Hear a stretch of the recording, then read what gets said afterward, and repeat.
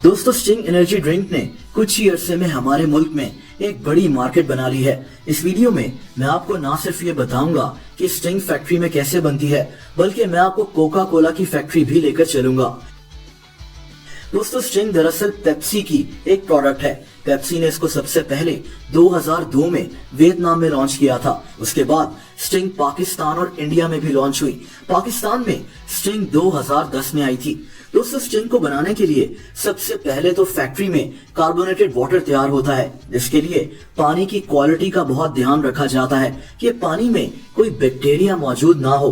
पानी को अच्छी तरह से फिल्टर कर इसमें कार्बन डाइऑक्साइड गैस शामिल की जाती है ताकि कार्बोनेटेड वाटर तैयार हो जाए। दोस्तों, स्टिंग में शामिल इंग्रेडिएंट्स की बात करें तो ये बहुत सारे इंग्रेडिएंट्स हैं, जैसा कि sugar, citric acid, artificial flavour, sodium citrate, food starch और इस जैसे कई दूसरे इंग्रेडिएंट्स। स्टिंग में कैफीन की भी बहुत ज्यादा मिकदार होती है, इसीलिए इसे एनर्जी ड्रिंक कहा जाता है। कैफीन से इंसान के दिमाग की एक्टिविटी तो बढ़ जाती है, लेकिन बहुत ज्यादा कैफीन खतरनाक भी हो सकती है, खास तौर पर अगर आप हाई ब्लड प्रेशर और पैनिक अटैक्स के पेशेंट हो। इसीलिए किसी भी एनर्जी ड्रिंक को एक साथ बहुत ज्यादा नहीं पीना चाहिए। बहरहाल, इन सारे इंग्रेडिएंट्स को मिलाकर फैक्ट्री में इसका एक सिरप बना लिया जाता है। दोस्तों, इसके बाद इस सिरप को कार्बोनेटेड वाटर में मिक्स करने की बारी आती है। मशीन्स के जरिए ही इस सिरप को कार्बोनेटेड वाटर के साथ मिक्स कर लिया जाता है। फैक्ट्री में ही स्टिंग की क्वालिटी की चेकिंग भी की जा रही होती है। दोस्तों, अब बारी आती है स्टिंग को बॉटल्स में फिल करने की। बारी बारी मशीन्स के जरिए बॉटल्स में स्टिंग को भरा जाता है। इसके बाद स्टिंग से भरी हुई बॉटल्स एक कन्वेयर बेल्ट पर जा रही होती हैं और दूसरी तरफ एक मशीन पर स्टिंग पर लगे लेबल्स तैयार होते हैं, जैसा कि आप देख सकते हैं। और दोस्तों, इसके बाद स्टिंग की बॉटल्स पर ये लेबल्स लगा दिए जाते हैं और यूं स्टिंग तैयार हो जाती है। इस वक्त पाकिस्तान में स्टिंग के 2 फ्लेवर्स अवेलेबल हैं, एक तो बेरी ब्लास्ट और दूसरा गोल्ड रश। अब चलते हैं कोका कोला की फैक्ट्री की तरफ। दोस्तों, कोका कोला दुनिया में सबसे ज्यादा बिकने वाली सॉफ्ट ड्रिंक है। कोका कोला 200 से ज्यादा ममालिक में अवेलेबल है। हर दिन दुनिया में 2 अरब कोका कोला की बॉटल्स बिकती हैं। इस वीडियो में मैं आपको बताऊंगा कि कोका कोला फैक्ट्री में कैसे बनती है, लेकिन उससे पहले थोड़ी सी बात करेंगे कोका कोला की तारीख पर। कोका कोला बनाई किसने? ये पहले एक दवाई क्यों होती थी?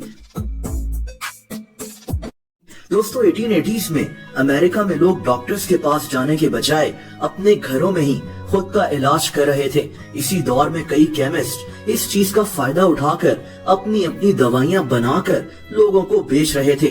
कोका कोला भी उन्हीं में से एक थी।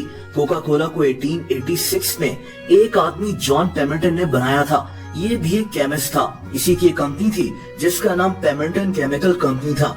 जॉन पेमेंटन का दावा था कि कोका कोला से बहुत सारी बीमारियों का इलाज हो सकता है, जैसा कि सर दर्द या फिर पेट का दर्द। और इसी तरह वक्त गुजरने के साथ साथ कोका कोला मशहूर होती गई। 1891 में एक ऐसा एसा ग्रिग्स ने कोका कोला को खरीद लिया था। आज यही कोका कोला दुनिया की सबसे ज्यादा बिकने वाली सॉफ्ट ड्रिंक है। दोस्तों, अब बात करते हैं कि कोका कोला फैक्ट्री में तैयार कैसे होती है। दोस्तों, कोका कोला को बनाने के लिए एक खास किस्म का बेवरेज कॉन्सेंट्रेट तैयार किया जाता है, लेकिन इसको बनाने का फॉर्मूला एक सीक्रेट है। ऐसा सीक्रेट जो कोका कोला को फैक्ट्री में तैयार करने वाले लोग भी नहीं जानते। ये बेवरेज कॉन्सेंट्रेट कहाँ तैयार होता है, ये भी कोका कोला ने दुनिया को नहीं बताया हुआ। कोक की बोतल पर इसको नेचुरल फ्लेवर लिख दिया जाता है।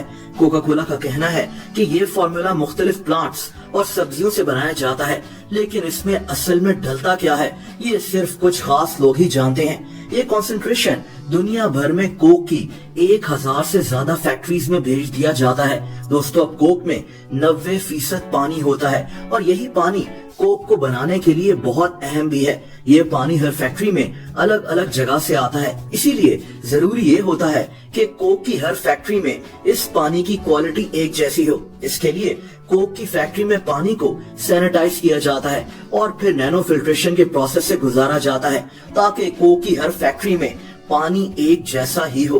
दोस्तों, इसके बाद कोक की फैक्ट्री में एक मशीन में एक कोड एंटर किया जाता है और पानी इस मशीन में लगे ब्लेंड टैंक में गिरना शुरू हो जाता है। इसके बाद कोक के तीसरे अहम इंग्रेडिएंट स्वीटनर पानी और उसी सीक्रेट कॉन्सेंट्रेशन को मिलाने की बारी आती है। दोस्तों, दुनिया के कई मुल्कों में कोक स्वीटनर के तौर पर चीनी का इस्तेमाल करता है, लेकिन कुछ मुल्कों में जैसा कि अमेरिका में चीनी के बजाय हाई फ्रुक्टोज कॉर्न सिरप का इस्तेमाल किया जाता है, क्योंकि ये अमेरिका में आसानी से मिल जाता है और इनको सस्ता भी पड़ता है। कोक की फैक्ट्री में हजारों लीटर्स बड़े टैंक्स मौजूद होते हैं, जिनमें पानी, स्वीटनर और कोक के उसी सीक्रेट कॉन्सेंट्रेशन को मिला लिया जाता है और इसके बाद इसके अंदर CO2 गैस को पंप इन कर लिया जाता है और अब कोका कोला तैयार हो जाती है। दोस्तों, इसके बाद टेस्टिंग की बारी आती है। कोका कोला की कुछ बॉटल्स का क्वालिटी टेस्ट किया जाता है। अब एक मशीन में कोक की खाली बॉटल्स ट्रेवल कर रही होती हैं,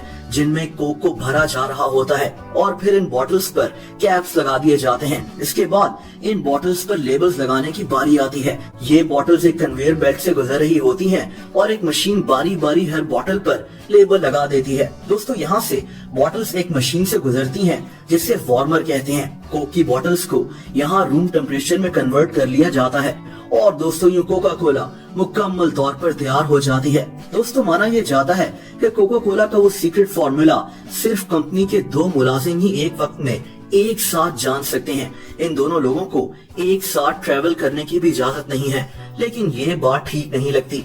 हर दिन इतनी ज्यादा कोका कोला बनती है, तो ये पॉसिबल ही नहीं है कि कंपनी के सिर्फ 2 लोग इस फॉर्मूला के बारे में जानते हो। बहरहाल, कोका कोला का इस सीक्रेट फॉर्मूला अमेरिका के शहर एटलांटा में एक वॉल्ट के अंदर बहुत ही हिफाजत से रखा गया है। इस जगह को लोग विजिट भी कर सकते हैं।